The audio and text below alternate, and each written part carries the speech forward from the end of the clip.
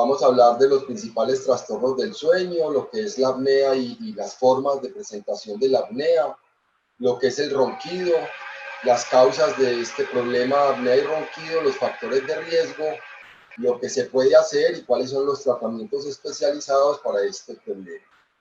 Esta frase me encantó cuando empecé a buscar ilustraciones pues, para esta charla. Me encontré esta frase de un grupo, si no estoy mal, chileno, que se llama Acción Poética, y me encontré pues esta frase que me parece perfecta para comenzar. Entonces, hablando de los trastornos de sueño, la apnea y el ronquido probablemente encabeza el problema de los trastornos de sueño, seguido muy de cerca del insomnio, del que estuvimos hablando, del síndrome de piernas inquietas, que ya hablamos, de las parasomnias, que vamos a hablar mañana, y de la hipersomnolencia diurna, que en esta serie pues no la vamos a contemplar. La apnea del sueño cada vez es más frecuente por una razón simple. Recuerde que cada vez estamos más obesos y probablemente después de esta cuarentena vamos a estar más obesos muchos, porque no hemos podido o no hemos querido o no nos hemos sentido motivados para hacer ejercicio, y además tenemos la nevera y la alacena a nuestra disposición en las 24 horas. Eso hace que uno de los factores de riesgo para la presencia de apnea y ronquido sea la obesidad. Entonces, entre los trastornos de sueño, los más globales, ya se los había mencionado, el insomnio, la hipersomnolencia diurna, la narcolepsia es bastante escasa, muy impresionante, pero es muy escasa. El ronquido y la apnea del sueño, que es de lo que vamos a hablar hoy, las parasomnias, de lo que vamos a hablar mañana, que son los comportamientos raros que tienen las personas mientras duermen, y otros trastornos, el síndrome de piernas inquietas, del cual ya hablamos, los terrores nocturnos, las pesadillas y el sonambulismo, que hacen parte de las parasomnias como elementos que perturban el sueño y que son con frecuencia motivo de consulta en la consulta médica. ¿Algún contexto? Miren 3 fotos impresionantes que las traigo a propósito por una razón. Aquí tienen el incendio que se generó en Chernobyl cuando hubo una explosión. Resulta que la explosión de Chernobyl era que estaban haciendo unas pruebas de seguridad, había que cerrar unas válvulas. A quien encargaron de cerrar las válvulas, después le tocaba una hora después abrir las válvulas y se quedó dormido. No pudo abrir las válvulas y tuvimos pues la catástrofe de hace unos 20 años de Chernobyl. Esto es una imagen impresionante del transbordador Discovery, que voló en 1000 pedazos después de que se había detectado una pequeña fisura en los tanques de nitrógeno. A quien le tocaba encargarse de suspender la actividad estaba dormido, estaba estresado y se había quedado dormido por sobrecarga de trabajo. Y esto todavía estamos viviendo las consecuencias. Es el mayor vertimiento de petróleo que ha sucedido en el mar. Se llama y se conoce como el accidente Exxon Valdez, en donde un transatlántico virtió al mar más de 60 toneladas de petróleo y cerca de las costas de Alaska. Y la razón de esto fue que al conductor, al maquinista, le ordenaron que girara a babor y giró a estribor. En términos pues de marítimos es que le dijeron que girara a la derecha y volteó a la izquierda y terminó estrellado contra unas rocas y terminó virtiendo todo el contenido de ese transatlántico, que era una cosa gigantesca, en las costas de Alaska, con la muerte y con todas las consecuencias que conlleva pues un derrame de petróleo. Aquí tienen algunas de las situaciones que vivimos nosotros si tenemos una mala noche. Cuando tenemos una mala noche, obviamente no vamos a tener un buen día.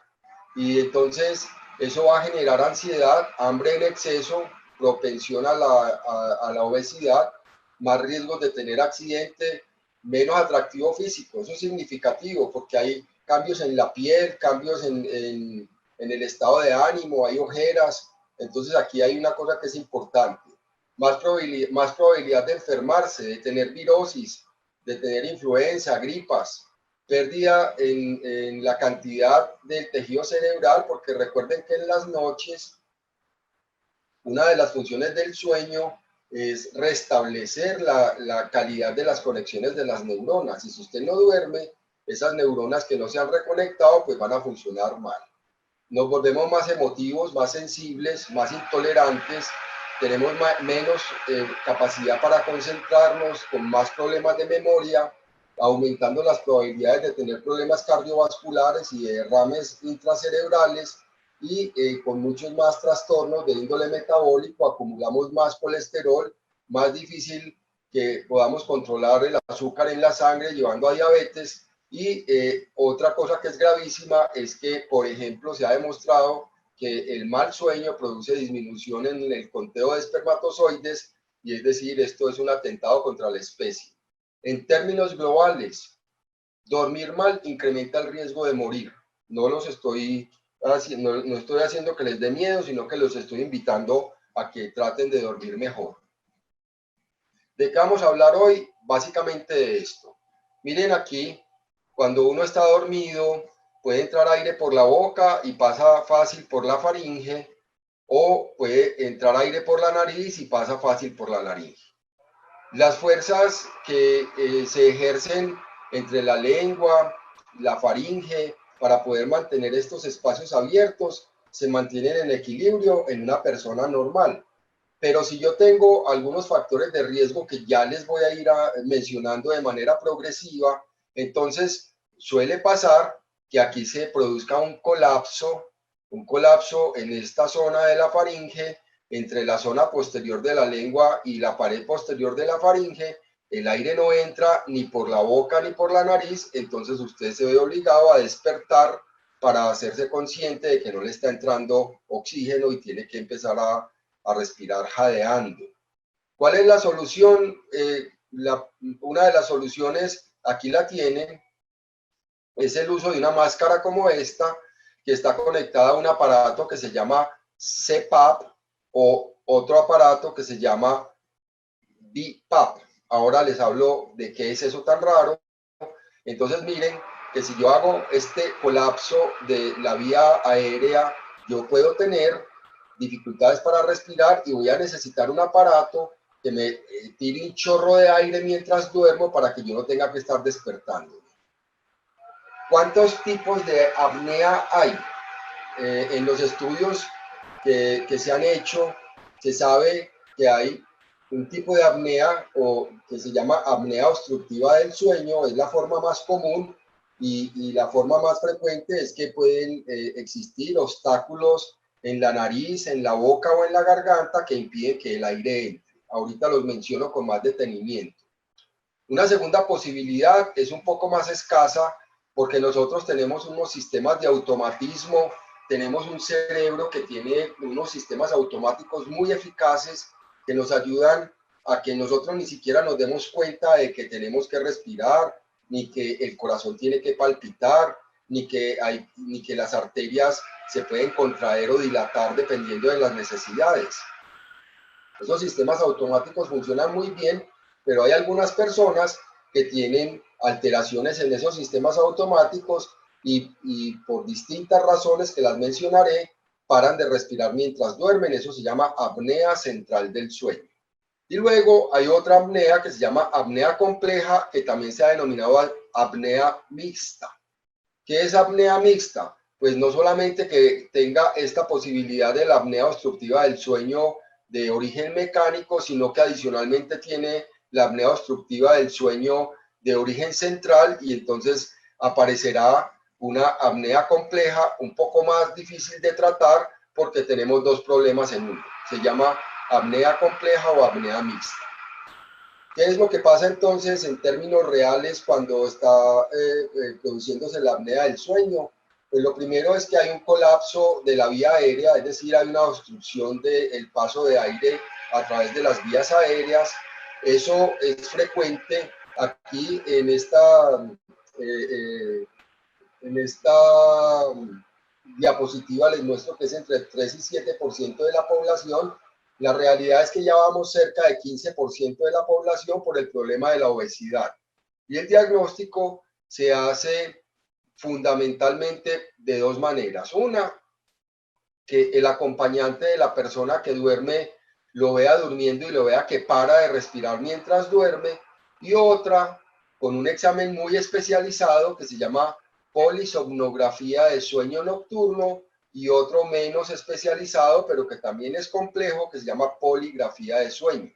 De esto les hablo un poquito más adelante. De la polisomnografía, digamos que se considera lo que se denomina en investigación el gold estándar, es decir, el examen de referencia. En conclusión, todas las personas que hacen apnea de sueño requerirán en algún momento este examen que se llama una polisomnografía de sueño nocturno, y con ella se hace un registro eléctrico de las ondas del cerebro y además se filma al paciente mientras duerme y se observa cuántas veces para de respirar y qué alteraciones le produce esas paras respiratorias en las ondas cerebrales. ¿Cuáles son los síntomas principales? Y aquí sí, para todos esto aplica, y es que con frecuencia las personas que hacen apnea de sueño además son roncadoras. Y aquí debe quedar claro lo siguiente: no todos los roncadores hacen apnea, pero cuando usted hace el diagnóstico de una persona que tiene apnea de sueño, más del 80% son personas roncadoras. Y las causas de ronquido son muchas, pero la principal es la obesidad. Entonces, ¿en qué consisten las apneas? Son episodios en los que la persona para de respirar mientras duerme, eso lo obliga a que se despierte y eso se repite muchas veces durante la noche hasta terminar pues la noche con una noche de muy mala eficacia en el sueño, con todas las consecuencias que les puse al principio, de los riesgos de accidente, entre otras cosas. Con frecuencia a esas personas se les observa que hacen jadeos al respirar. No solamente paran, sino que además, después de haber parado de respirar, como que tratan de recuperar los momentos en que no respiraron y empiezan a jadear. Eso lo observa el acompañante. Con frecuencia, esas personas que hacen apnea de sueño despiertan con la boca seca, o porque son respiradores orales, o porque no pueden respirar bien por la nariz, o porque se la han pasado durante la noche haciendo jadeos que les llevan a que la boca esté más seca de lo habitual. Con frecuencia entonces hay como aparición de dolores de cabeza, problemas para mantenerse dormido, hipersomnolencia diurna, dificultad para mantenerse despierto durante el día y las otras y mucha irritabilidad y las demás consecuencias pues que les había mencionado previamente. La apnea no solamente afecta la parte respiratoria, digamos que eso sería como muy bien porque uno lograría mejorar un poco el problema. El problema de la apnea del sueño es que es un problema de inflamación crónica en todos los sistemas. ¿Qué quiere decir eso? Que tiene acción directa de forma de perjudicar el sistema cardiovascular, el sistema neurológico, el sistema respiratorio, el sistema hormonal, el sistema digestivo, el sistema renal, prácticamente el sistema defensivo. Hay una cadena de eventos que lo lleva a uno a que cada vez esté más enfermo por el hecho de hacer apneas, y eso lo va a llevar a que se le empeoren otras enfermedades que pueden ser enfermedades que lo acompañan a uno además de tener las apneas. Entonces, ¿cuál es el principal criterio para decir que alguien tiene apnea del sueño? Entonces, lo primero, que tengan en cuenta que uno pudiera hacer apneas de sueño hasta 5 veces por hora en la noche. Esas apneas no tienen significación clínica y pasan desapercibidas, porque las apneas probablemente no despierten a la persona, se oyen ahí algunos ruidos mientras el sujeto está dormido, pero si es menos de 5 veces por hora, no hay problema. ¿Cuándo hay problema? Cuando aparecen otros signos acompañantes, además de que tiene pues las apneas de sueño que son 5 por hora o muchas más, pues puede tener adicionalmente ronquido, obesidad, hipertensión arterial, múltiples despertares durante la noche, arritmias cardíacas, dolores en el pecho, reflujo gastroesofágico y especialmente una gran afectación de la calidad de vida debida a los múltiples despertares que producen esas faltas de respiración mientras uno duerme. Entonces aquí tienen unos criterios importantes para que los vayan sumando y los vayan entendiendo. La apnea del sueño es muy importante cuando supera 5 eventos por hora, pero en los que tienen 5 o menos y además tienen cualquiera de estas condiciones, pues entonces van a tener un problema que resolver, que lo vamos a ir mencionando. Entonces, ¿cuál es el consenso de la Asociación Americana de Medicina del Sueño? El consenso de la Asociación Americana de Medicina del Sueño es que uno puede calificar las apneas en leves, las que van entre 5 y 15 por hora, moderado, las que van entre 15 y 30 por hora, y muy grave, las que son más de 30 por hora. Es que si ustedes se ponen a mirar, yo hago apneas más de 30 veces por hora, entonces yo cada 2 minutos estaré despertando para tratar de respirar. Básicamente la persona no duerme y tiene pues todas las consecuencias graves de no dormir, que ya las hemos mencionado bastante. Entonces, hay algunos factores predisponentes para esta situación, y entre los factores predisponentes para esto está, pues ya lo he dicho, la obesidad. Los hombres tenemos más apneas y más ronquido hasta los 50 o 60 años, pero posteriormente, con el paso del tiempo, las mujeres, especialmente cuando entran en la menopausia, empiezan a igualar democráticamente el riesgo. Entonces, los hombres en general durante toda la vida tenemos más riesgo de hacer apnea y ronquido, pero las mujeres van igualando esos riesgos a partir de los 50 años cuando entran en la menopausia, porque con frecuencia ese momento de la vida se acompaña de aumento de peso y ese es un factor de riesgo adicional. También hay otras alteraciones que originan obstrucción de tipo mecánico, entre ellas estarán las anomalías en el cráneo. Ahora les muestro algunas figuritas, el hecho de que haya amígdalas grandes o que hayan adenoides hipertróficas o que haya un paladar estrecho o una úvula muy grande, todo eso son factores de riesgo para aumentar el ronquido y por ende aumentar la apnea del sueño. Pacientes que tienen obstrucción nasal porque tienen hipertrofia de los cornetes, porque son alérgicos, riníticos, también tienen la posibilidad de tener obstrucción, de tener apnea del sueño. Algunas enfermedades endocrinológicas como el hipotiroidismo, lo habíamos mencionado ayer, porque el hipotiroidismo tiende a que la persona aumente de peso, pero también a que le aumente el tamaño de la lengua y que haya algunas anormalidades en la vía aérea. Y se sabe que con frecuencia hay historia familiar asociada al síndrome de apnea del sueño. ¿Qué historia familiar? Porque es que nosotros en general vamos heredando el fenotipo, vamos heredando como la forma. En las familias hay cierta forma del cuerpo, cierto biotipo, hay algunos que son más delgados, algunos que son más gruesos, algunos que tienen el cuello corto, otros que tienen el cuello más largo, pero en general las familias tienen ciertos rasgos que las caracterizan. Y entonces, si yo soy de una familia que tiendo a ser obesa y que tengo el cuello corto y que soy panzón y que no hago ejercicio, pues probablemente tendré ronquido y tendré apnea de sueño y al parecer eso es como muy normal en esa familia y a veces ni siquiera consultan.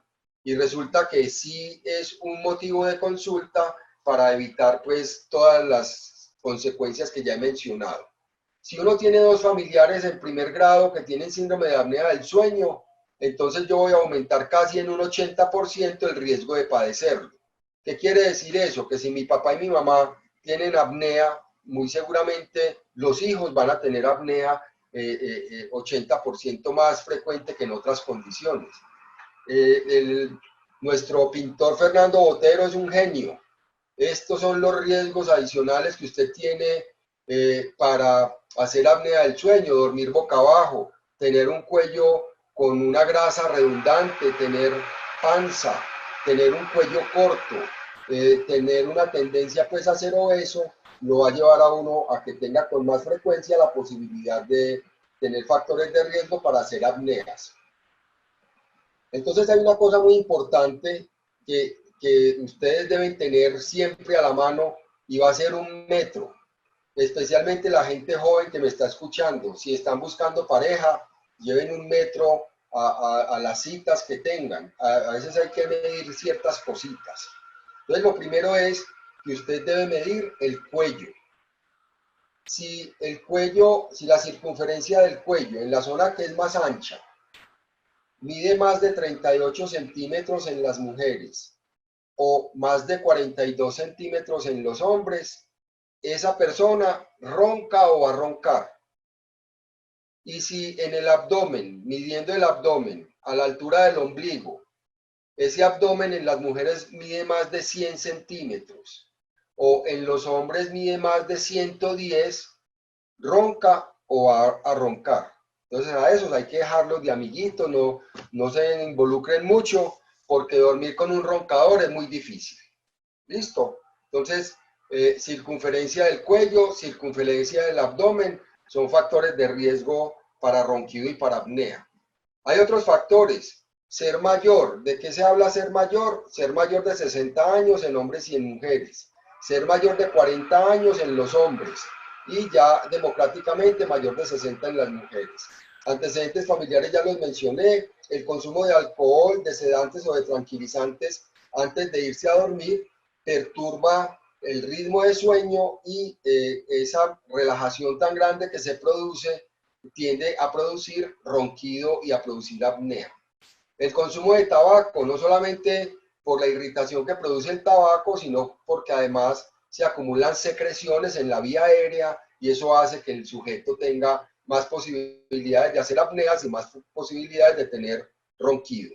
Y la congestión nasal es una de las causas también mecánicas de lo que se llama apnea obstructiva del sueño, que era el primer caso que les había mencionado. Entonces hay que diferenciar la apnea del sueño de los pacientes que roncan, los pacientes que dejan de respirar por no más de 2 segundos, pero que dejan de hacerlo, eso puede pasar, y en algunos casos, unos episodios que se llaman episodios de esfuerzo respiratorio, que en una electroencefalografía se llaman arousals. Eso pues, es un término muy especializado, pero simplemente es que hay personas que durante el sueño hacen un esfuerzo mayor para poder respirar. Eso en electroencefalografía se ve el registro y a eso se le denomina arousal. Entonces, ¿cuáles son los dos problemas básicos que tendremos con la apnea del sueño y el ronquido? Los dos problemas básicos son, primero, que a veces hay dificultades pues, en los criterios del diagnóstico, y lo segundo es que para hacer un diagnóstico bien hecho se necesita hacer una polisomnografía de sueño nocturno. Y las polisomnografías de sueño nocturno, que tienen pues una indicación precisa para todas las personas que hacen apneas, no son fáciles de que se las ordenen a uno en las EPS. Y cuando las ordenan, las citas son por adentro de 3 o 6 meses, y ahora pues en la pandemia, quién sabe para cuándo, porque no nos están dejando salir. Entonces, importante que recuerden que el diagnóstico muy concreto se hace fundamentalmente utilizando un registro electroencefalográfico que se llama polisomnografía del sueño nocturno. Factores de riesgo que ya he mencionado, que producen ese colapso aquí en la faringe, son lo que les decía, por ejemplo, que uno tenga la mandíbula corta, que uno tenga una lengua muy grande, que uno tenga una óvula muy prominente, que uno tenga adenoides, amígdalas, que sean muy grandes. Entonces esos son factores que van a predisponer a las apneas. También la posición corporal en la que duerme la persona. Se sabe que las personas que duermen especialmente boca arriba o boca abajo van a tener más posibilidad de roncar. Entonces, uno de los trucos para cuando usted tenga, que no llevó el metro, cuando estaba buscando pareja y le tocó una pareja que ronca, uno de los trucos es tratar de obligar a la pareja a que duerma de lado, de un lado o de otro, que duerma de lado porque de lado disminuye la posibilidad del ronquido. Si la persona, a pesar de dormir de lado, ronca mucho, hay otros factores de riesgo que son los que vamos a evaluar y de los que voy a seguir hablando. Entonces hay otras razones para las cuales, por las cuales uno puede tener apnea, entre ellas que uno tenga muchas secreciones en la vía aérea o que tenga inflamación pues de la vía aérea. ¿Qué hace la apnea? La apnea produce un problema que se llama hipoxia crónica. ¿Qué es hipoxia crónica? Que no está llegando suficiente oxígeno a los tejidos. Y si no llega suficiente oxígeno a los tejidos, pues todos los sistemas se van a ver afectados. Y por eso les decía que el problema de la apnea es que se vuelve una enfermedad multisistémica. Se vuelve una enfermedad que aumenta infinidad de riesgos. Por ejemplo, aumenta las posibilidades de que uno tenga una trombosis, aumenta la posibilidad de que a uno le dé un infarto, aumenta las posibilidades de que si yo además de tener los problemas de la apnea, además tengo obesidad y tengo aumento del colesterol, los medicamentos no me van a servir tanto como me deberían servir. Y si tengo azúcar en la sangre, me va a dar más dificultad de que me controlen el azúcar de la sangre. Pero adicionalmente, un sistema que es el sistema de alerta, que se llama el sistema simpático, va a estar en todo momento sobreexaltado y usted va a tener taquicardia, va a tener aumento de la secreción de jugos gástricos, entonces le va a dar gastritis, le va a dar esofagitis, va a aumentar la función renal, entonces va a tener orinadera durante la noche y va a tener toda una tendencia a hacer inflamación crónica de todos los tejidos por el solo hecho de hacer apneas frecuentes. Miren aquí un resumen grande de todo lo que pasa cuando uno hace apneas. Miren esto. Si hay obstrucción de la vía aérea, entonces se produce falta de oxígeno en los tejidos. Y si hay falta de oxígeno en los tejidos, miren todo lo que pasa. Hay disfunción de las arterias, entonces las arterias no se dilatan o no se contraen como debería. Hay aumento de la coagulación, hay inflamación sistémica, hay aumento del colesterol y del azúcar. Y todo eso lleva a todas estas consecuencias. Miren las consecuencias que tiene el problema de la apnea del sueño, que tiene cierta solución, entre comillas, fácil, y entre otras es que si uno logra bajar por lo menos el 10% del peso corporal, muy seguramente los riesgos de hacer apnea van a disminuir prácticamente en un 40%. Esto es lo mismo de todo lo que sucede cuando yo tengo los problemas de apnea, tengo microdespertares, tengo dificultades para reiniciar el sueño, tengo estrechamiento de la vía aérea superior y tengo pues todos los riesgos que ya les he ido mencionando. 70% de los pacientes que tienen apnea del sueño son obesos. Entonces ya saben que la solución es tratar de bajar de peso. Pero además del problema de ser obeso, es que eso afecta, produce el colapso de la vía aérea y afecta unas hormonas que son muy importantes para el control del apetito, para el control del peso y para el control del sueño. Y esas se llaman las adinopectinas y otra hormona que se llaman las grelinas. Entonces, si yo tengo obesidad y además tengo apneas, pues voy a tener alteraciones en estas hormonas, voy a tener más hambre, más dificultad para dormirme, más despertares y más obesidad. Así que se han hecho algunos estudios, entre ellos uno de los tratamientos para la apnea se llama el CPAP. Ahora se los muestro, que fue la foto del señor que tenía como una manguera en la cara.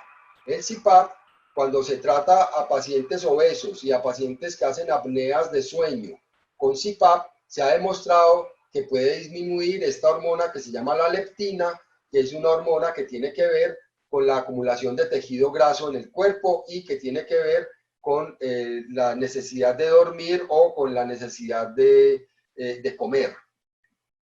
Aquí tienen pues el recuento general de las hormonas que se afectan con el síndrome de apnea del sueño, la adinonectina y la grelina, que tienen pues esos riesgos aumentados que les había mencionado. Y en los obesos esas concentraciones de estas hormonas son mayores, y el hecho de que esas hormonas sean mayores incrementa el número de despertares, incrementa la acumulación de grasa e incrementa la necesidad de ir a comer.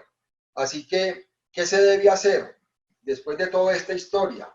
Lo que se debe hacer es tratar de bajar, de mejorar el estilo de vida y tratar de bajar por lo menos el 10% del peso corporal. Si yo logro bajar el 10% del peso corporal, muy seguramente los eventos de apnea del sueño van a disminuir de manera eficaz, y eso va a ayudar mucho a mantener la salud de las personas. En los casos de las personas que tienen otras enfermedades de base, como la hipertensión, la hipercolesterolemia, la diabetes, se sabe que las apneas empeoran los riesgos cardiovasculares porque aumentan la resistencia a la insulina, porque aumentan la presión arterial, porque aumentan el colesterol y especialmente porque aumentan la obesidad con el crecimiento de la panza. Entonces, todas estas dificultades de síndrome metabólico podrían tener solución si bajamos un poco de peso. Es muy fácil decirlo en una conferencia, bajar de peso no es nada fácil. Luego de que ya se sabe las consecuencias que tiene desde el punto de vista cardiovascular, se sabe adicionalmente que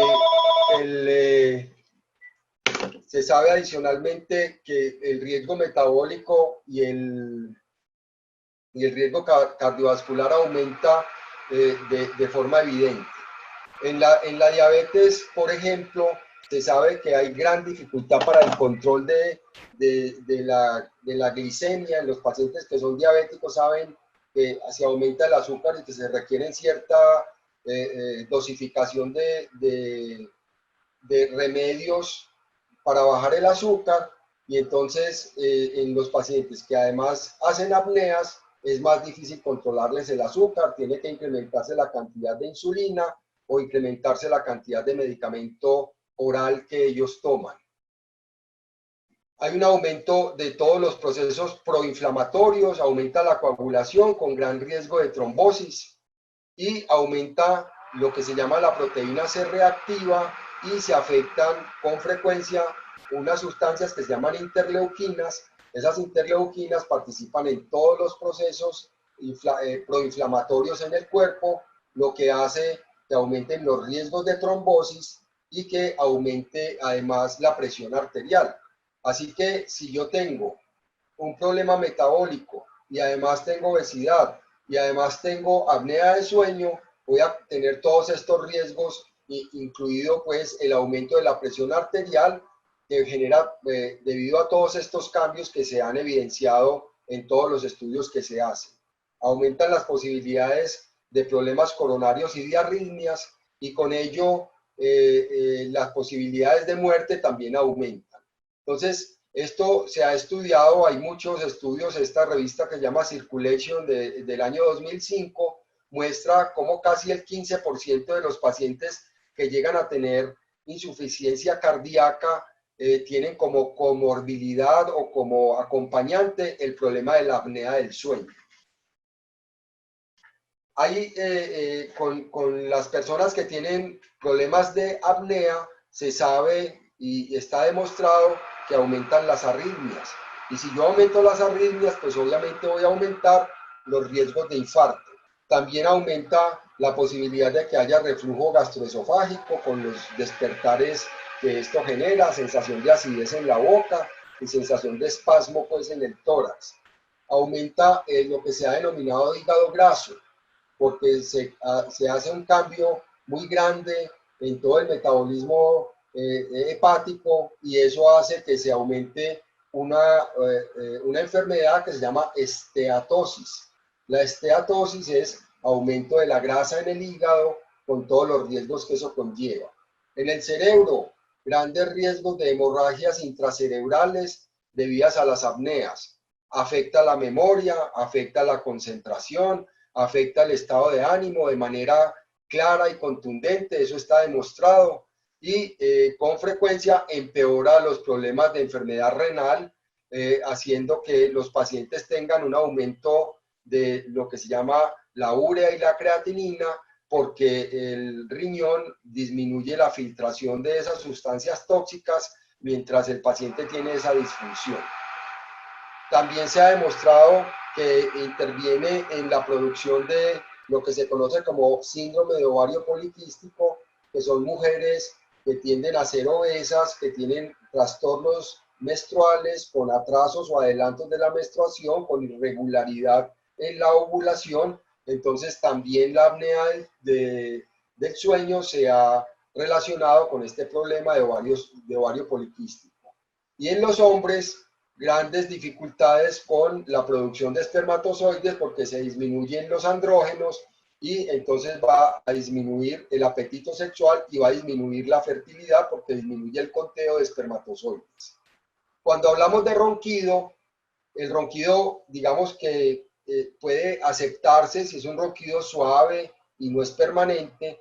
A veces es muy audible, no deja dormir a la gente, al acompañante, e incluso hay personas que se despiertan con su propio ronquido.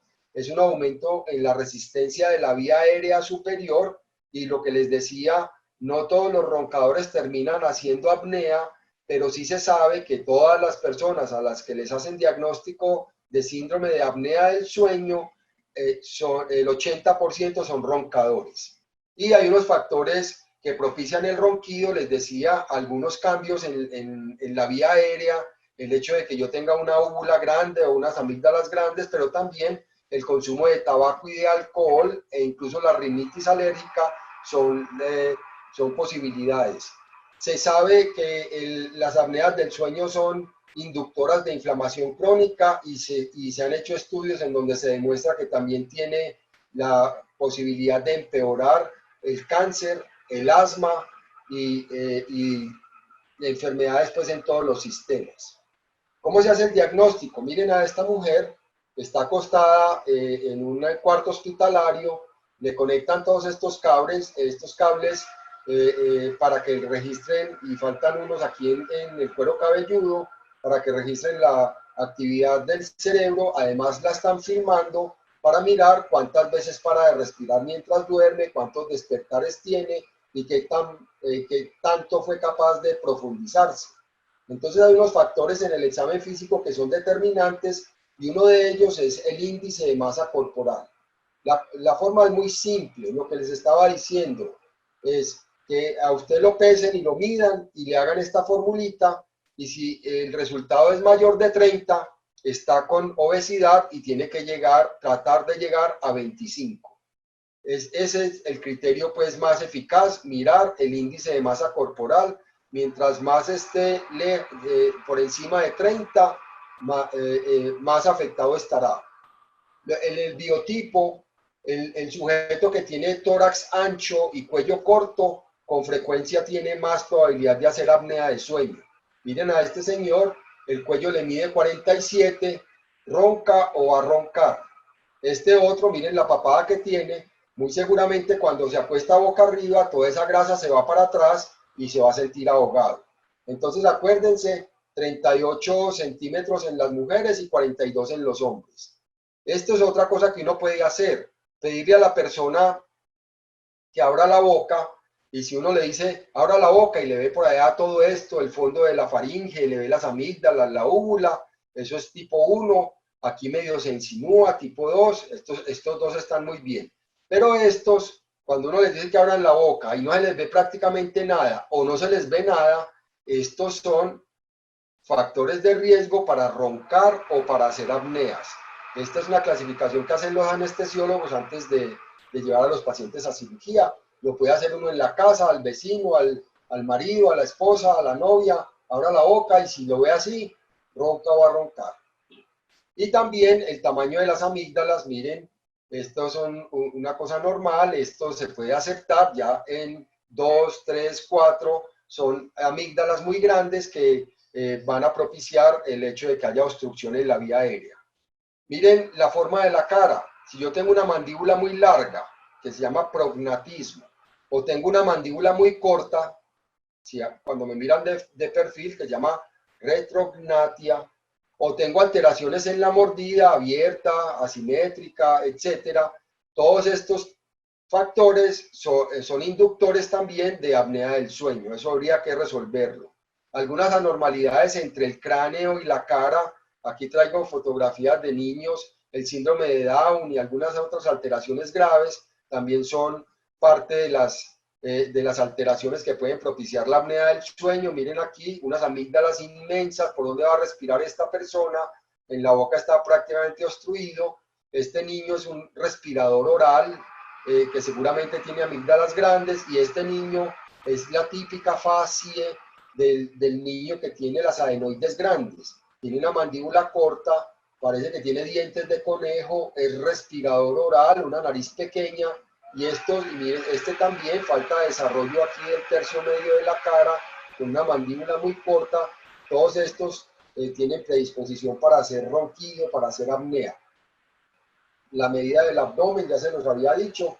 Entonces el tratamiento, el primero es tratar de perder peso, mantener las normas de higiene del sueño que les he mencionado en las otras conferencias, corregir pues la parte postural en términos de que es preferible que duerma de lado, y hacerse evaluar de un otorrino para mirar si tiene algunos factores mecánicos que estén empeorando la posibilidad de que el paciente respire: congestión nasal, hipertrofia de los cornetes, pólipos, amígdalas hipertróficas, desviación del tabique, mandíbula corta. Todos estos factores de riesgo hay que corregirlos para evitar las apneas. ¿Cuál es el tratamiento? Pues entonces son dos. Uno, la posibilidad de usar estos aparatos, este aparatico que ven aquí, se llama un CPAP, que son las siglas, o es la sigla de las letras de este aparato: Continuous Positive Airway Pressure.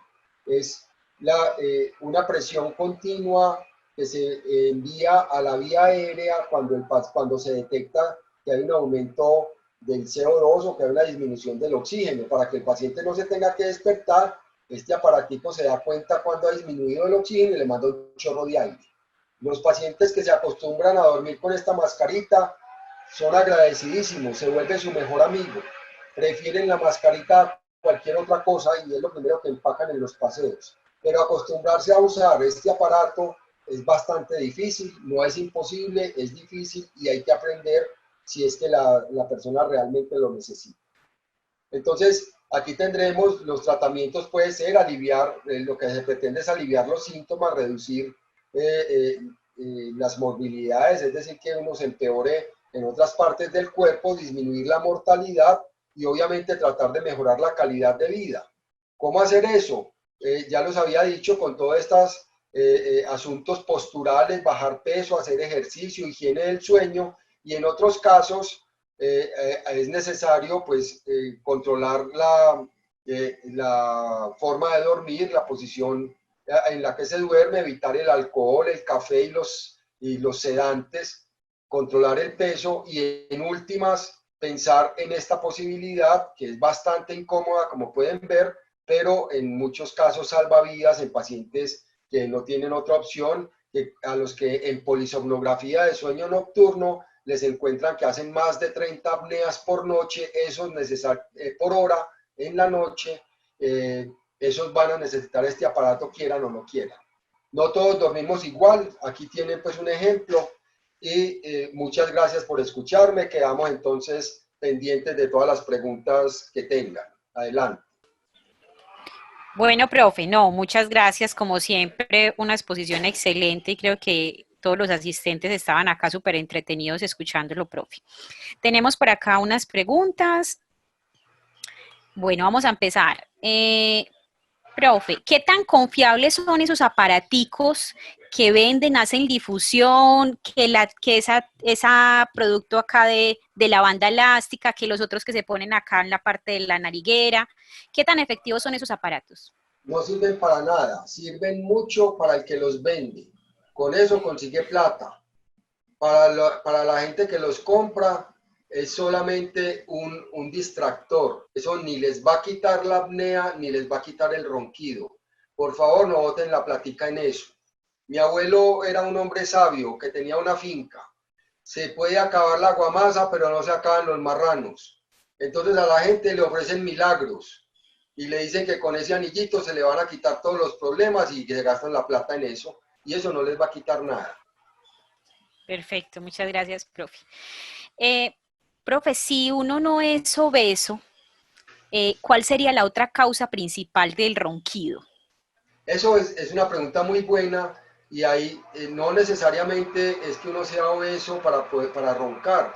Les dije que los hombres habitualmente somos más roncadores que las mujeres y a partir de los 40 años con más frecuencia. Con frecuencia el ronquido es de tipo postural, pero a veces el hecho, yo puedo ser delgado con un biotipo longilíneo, puedo ser largo, delgado, con cuello estrecho y a pesar de eso roncar. A esos pacientes se les llaman que tienen un problema que se denomina aumento de la resistencia en la vía aérea superior. Hay que hacerse revisar de un otorrino para mirar si no hay unos trastornos mecánicos que estén produciendo ese ronquido. Ya les había dicho que el tabique nasal esté desviado, que tenga hipertrofia de los cornetes, que tenga amígdalas grandes, que tenga alguna anomalía en la mandíbula o que el tamaño de la lengua sea muy grande o el tamaño de la úvula sea muy grande. Eso es causal de ronquido bastante frecuente. Perfecto. Profe, ¿el uso de la melatonina mejora el problema del insomnio? Sí, sí, la causa no es la apnea y el ronquido. Habíamos hablado del insomnio el martes y les había dicho que la melatonina es una hormona que uno produce cuando el cuarto está oscuro y que por eso cuando se hacen recomendaciones para que uno duerma mejor es que el cuarto sea oscuro, cómodo y silencioso. Con eso uno tiene su propia melatonina. Entonces, en algunas personas y especialmente en personas de más edad, puede servirles una tabletica de melatonina si es que no son capaces de mantener el sueño durante toda la noche. Perfecto. Por acá Diana nos dice, soy una persona que ronca mucho y lo que he notado es que la lengua al momento de dormir se sube y no permite el paso del aire por la nariz. ¿Será que los retenedores de lengua ayudan a este problema? Ese es un factor importante.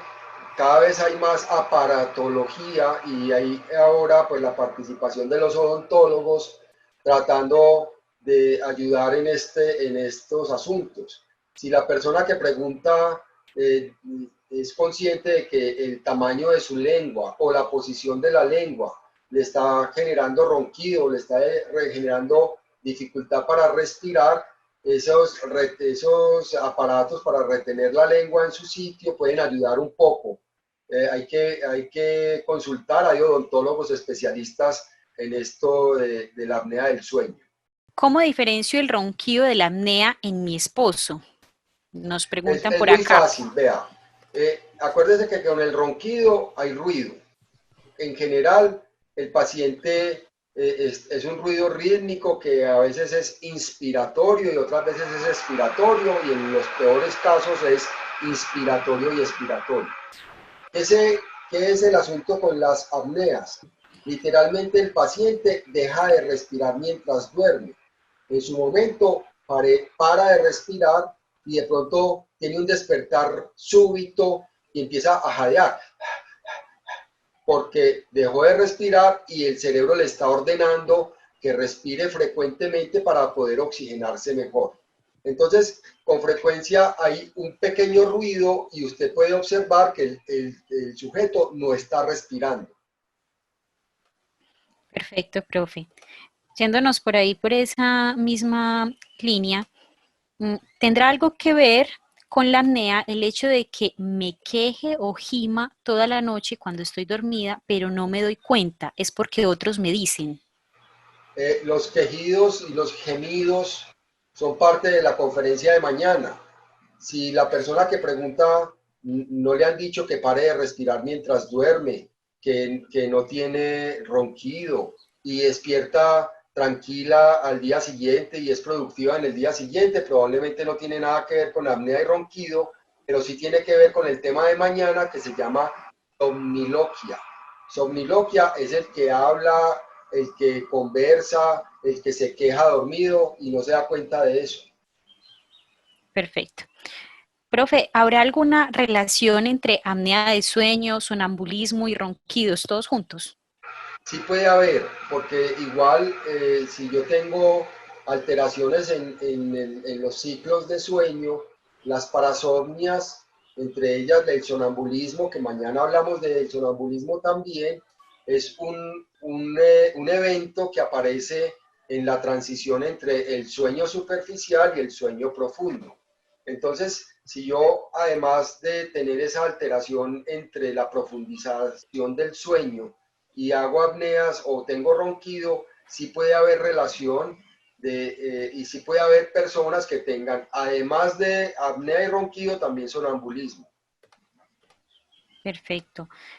Profe, ¿cómo se puede hacer para respirar mejor por la noche si no tenemos acceso a una careta así especial como la que usted estaba mostrando ahora? Lo que pasa es que ese aparato que se llama un CPAP no es para que cualquiera lo utilice. Ese aparato se requiere en personas a quienes se les demuestra que paran de respirar mientras duermen más de 30 veces por hora. Es decir, cada 2 minuticos están ahí despiertos con la sensación de que se están ahogando. Entonces no es para que todo el mundo lo use. Un CPAP es un aparato que además de ser costoso es incómodo y tiene unas indicaciones médicas muy precisas. Entonces, ¿cómo respirar mejor? Yo les decía, tratar de dormir de lado. Si la persona tiene dificultad para respirar en la noche, hay que hacerse revisar de un médico otorrino-laringólogo que le mire los cornetes, que le mire el tabique, que le mire las amígdalas, los adenoides, que mire que no vaya a tener pólipos o que el paciente no tenga rinitis o algún tipo de alergia que le esté generando mucho producción de moco que lo esté ahogando. Profe, continuando con el CPAP, si alguien ya usa ese tipo de aparatos, ¿hay alguna opción o algún momento en el que debe dejar de usarlo? El aparato debe usarse todos los días, mínimo 6 horas por noche. De lunes a domingo es así como cuando uno tiene una enfermedad crónica, el remedio hay que usarlo hasta que uno se muera porque hay ciertas enfermedades que no se curan pero se pueden controlar. Con el uso del CPAP o del BiPAP se sabe sí que con frecuencia los pacientes que tienen que usar el aparato y que logran bajar de peso, como lo repetí varias veces en la conferencia, probablemente tengan la posibilidad de no tener que usar el aparato. Pero eso depende de evaluaciones que se le vayan haciendo al paciente y de evidencias de que ya no está haciendo las apneas, de que ya no está parando de respirar mientras duerme. Acostumbrarse a usar el aparato no es fácil y no hay necesidad de dejarlo, se tiene que volver el mejor amigo de las personas que hacen apneas, porque eso los protege y les da más larga vida. ¿Los CPAP tienen algún efecto adverso, profe? Algunos pacientes se quejan de irritación de la vía aérea o de tos seca o que el aparato hace ruido o que se calienta la máscara pues ahí en la cara. Son como los efectos de los que se quejan los pacientes. Todo eso tiene solución. El chorro de aire que le va a mandar a uno el equipo está húmedo y caliente y tiene una medida que se llama la presión. Entonces, a uno le tienen que, una vez que le recetan el aparato, le tienen que hacer una prueba para saber con cuánta fuerza el aparato le va a mandar el chorro de aire para que no lo despierte. Que no le pase a uno lo que le pasa cuando va en un carro y saca la cabeza por la ventanilla y se siente ahogado. Eso puede pasarle a alguien que usa el CPAP. Si le mandan el chorro de aire muy fuerte, pues no solo lo va a despertar, sino que no lo va a dejar dormir. Profe, en el caso de los roncadores que no tienen apnea, ¿cuál sería una solución o no tienen solución? Sí, una de los asuntos con los roncadores es, de nuevo, que vayan a donde un otorrino para que revisen que no haya un problema mecánico en toda la vía aérea. La nariz, la faringe, la laringe, la lengua, la mandíbula, las amígdalas, las adenoides, todo eso tiene importancia y habría que mirar si eso está bien o no. Si el paciente sigue siendo muy roncador, entonces hay que tratar, a pesar de que no tiene nada de eso, hay que tratar de que duerma de lado la mayor parte del tiempo, que no duerma boca arriba, porque dormir boca arriba le empeora el ronquido. E incluso los norteamericanos idearon alguna vez un chaleco y le pegaban como un bolsillito entre las dos escápulas, aquí entre los dos omóplatos. Ahí ponían un bolsillito y a eso le metían una pelota de tenis, una o dos pelotas, de tal manera que el sujeto durmiera de lado y que cuando en la noche inconscientemente si quisiera voltear a dormir, eh, eh, esas pelotas le estorbaran y volvía y se volteaba para el otro lado. Eso no es muy eficaz porque a veces la camisa se mueve, las pelotitas no se quedan ahí. Otra cosa que pasa es que hay gente que se acostumbra a dormir sobre las pelotas y ahí sí uno qué hace pues. Por acá hay varias personas que nos preguntan ya más sobre el tratamiento para el caso de los niños. Cuando tenemos niños roncadores o con apnea, ¿cómo hacer para corregirlos a tiempo? Los niños roncadores son muy frecuentes porque los niños tienen con más frecuencia amigdalitis crónica. Entonces, lo primero, ir a revisar el tamaño de las amígdalas, el hecho de si tiene o no tiene adenoides grandes y muy seguramente van a requerir cirugía. El otro problema, al igual que los adultos, es que en las casas todos comemos lo mismo. Entonces, si en las casas estamos tendiendo a ser obesos, los niños están tendiendo a ser obesos. La principal forma de prevenir en los niños, ejercicio y evitar la obesidad en lo posible. Perfecto. Profe, por acá nos preguntan, ¿será que eso que dicen de que cuando alguien está roncando mucho, simplemente tócale la nariz de la punta de la nariz puede servir? Pues cualquier medio para sacarlo del sueño profundo y medio despertarlo, le quita el ronquido. En los cuartos las parejas solucionan algo muy fácil, le dan una patada al otro y ya, dejó de roncar. Y eso lo repiten, un codazo. Eso simplemente es que el paciente que estaba relajado, dormido, por allá en un sueño profundo, lo despiertan, entonces ya se hace consciente, entre comillas, y vuelve y se va relajando hasta que vuelve a arrancar a roncar. Entonces eso de tocarlo, moverlo, codearlo, un rodillazo, pues esas cosas ayudan en términos de que despiertan al roncador y en ese momentico puede que el afectado logre dormir si ya no le importe que el otro siga roncando. Profe, ¿qué piensa usted de los relojes que miden el tiempo de sueño, la cantidad distribuida de sueño, la profundidad del sueño? ¿Sí son confiables? ¿Eso sí sirve? Pues todo eso es parte de ahora de toda la aparatología que nos está acompañando. Ya parece que necesitamos aparatos para todo. Eso pues es bien, algunos son confiables, depende pues obviamente de la marca, pero yo creo que la mejor forma de dormir es que uno no se preocupe por dormir, sino que haga lo suficiente para dormir. Entonces, pues a mí qué me va a decir que anoche dormí 6 horas y media y mañana dormí 7 y pasado mañana dormí 5 y en promedio entonces dormí 6. Pues es información. Si yo no tengo otro trastorno de sueño, eso no me aporta mucho, pero si hay algunos de esos equipos que marcan bien todos esos parámetros que mencionó. Profe, ¿en cuánto tiempo después de uno dormirse podría empezar uno a roncar? Con frecuencia el roncador empieza a roncar apenas empieza a tener el sueño profundo, más o menos a la hora, hora y media de haberse dormido, ya puede empezar a roncar. Sin embargo, hay gente que empieza a roncar desde el mismo momento que se acuesta. Eso es muy variable, pero lo habitual es que el ronquido depende de la relajación de la vía aérea y esa relajación se obtiene más o menos a la hora de haberse uno dormido.